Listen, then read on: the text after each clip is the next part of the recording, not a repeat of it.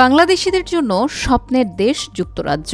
অনেকে দেশটিকে ইংল্যান্ড, কেউ আবার লন্ডন বলেও ডাকেন। সে যে নামেই ডাকুক, স্বপ্নের তো নানা নাম, নানা রং হওয়া দোষের কিছু নয় নিশ্চয়ই। কিন্তু বাংলাদেশিদের জন্য বেশ বড়সড় খারাপ খবর দিয়েছে দুই দেশের কর্তা ব্যক্তিরা। তা হলো, যুক্তরাজ্য এবং বাংলাদেশের মধ্যে চুক্তি হয়েছে অবৈধ অভিবাসীদের দ্রুত দেশে পাঠানোর বিষয়ে।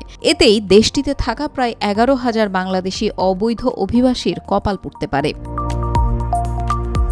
লন্ডনে দুই পক্ষের মধ্যে হওয়া ওই চুক্তির আওতায় যাদের আশ্রয়ের আবেদন খারিজ হয়েছে, যারা বিদেশি অপরাধী ও যাদের ভিসার বৈধ মেয়াদ অতিবাহিত হয়ে গেছে, তাদের ফাস্ট ট্র্যাক বা দ্রুত পদ্ধতিতে বাংলাদেশে ফেরত পাঠানো হবে।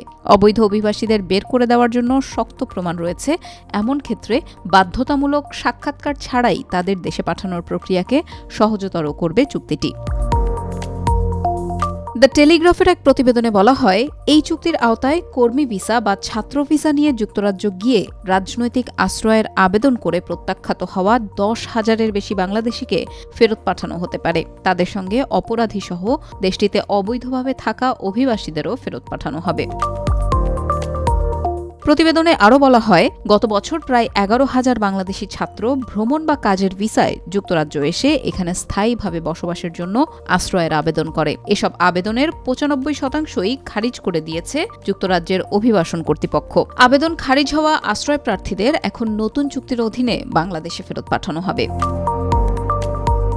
যুক্তরাজ্যের অবৈধ অভিবাসন বিষয়ক মন্ত্রী মাইকেল টমলিনসন যুক্তরাজ্যের পক্ষে চুক্তিতে সই করেন। এর আগে লন্ডনে স্বরাষ্ট্র বিষয়ক প্রথম যৌথ ইউকে বাংলাদেশ ওয়ার্কিং গ্রুপের বৈঠকে উভয় দেশ পারস্পরিক অংশীদারত্বের পাশাপাশি অর্থনৈতিক, সাংস্কৃতিক ও সামাজিক বিষয়ে সহযোগিতার বিষয়ে জোরালো অঙ্গীকার করে।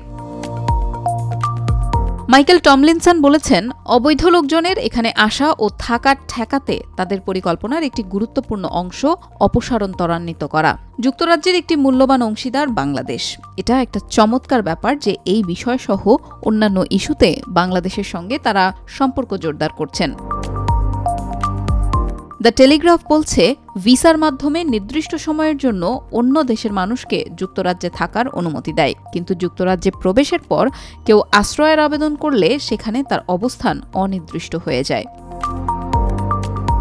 2023 সালের মার্চ পর্যন্ত সর্বোচ্চ 21,525 জন ভিসাধারী যুক্তরাজ্যে আশ্রয়ের আবেদন করেন, যা আগের বছরের তুলনায় 154% বেশি। ভিসা নিয়ে যুক্তরাজ্যে প্রবেশের পর আশ্রয় প্রার্থীর শীর্ষে রয়েছে পাকিস্তান, এরপরেই আছে বাংলাদেশের অবস্থান। ভারত, নাইজেরিয়া ও আফগানিস্তান আছে বাংলাদেশের পরে। গত বছর যুক্তরাজ্য থেকে বিভিন্ন দেশের 26,000 নাগরিককে নিজ দেশে ফেরত পাঠানো হয়।